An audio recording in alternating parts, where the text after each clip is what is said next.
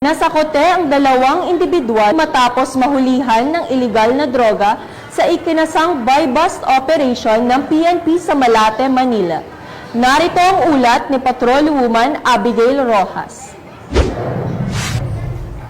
Sa pinaibuting na kampanya kontra iligal na droga ng Malate Police Station 9 ng Manila Police District, dalawang individual ang kanilang matagumpay na nadakip na kinilalang sina alias Pex, 28 anyos na residente ng Taguig, at alias Calvin, 37 anyos, miyembro ng Batang City Jail Gang na naninirahan naman sa Santa Ana, Manila.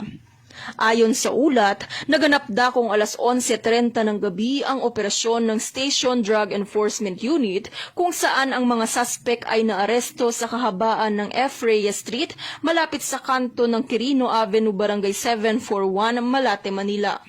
Nasamsam sa mga ito ang 4 na pakete ng hinihinalang shabu na tinatayang may malaking halaga. Ang pagkakahuli sa mga nabanggit na suspect ay isang dahilan upang sampahan sila ng kasong paglabag sa Section 5 at 11 ng Artikulo 2 ng RA 9165 o mas kilala bilang Comprehensive Dangerous Drugs Act of 2002. Mula dito sa Manila City, ako po ang inyong PNN correspondent, Patrolwoman Abigail Rojas, alagad ng batas, tagataguyod ng Balitang Pulis. Salamat, Patrolwoman Rojas.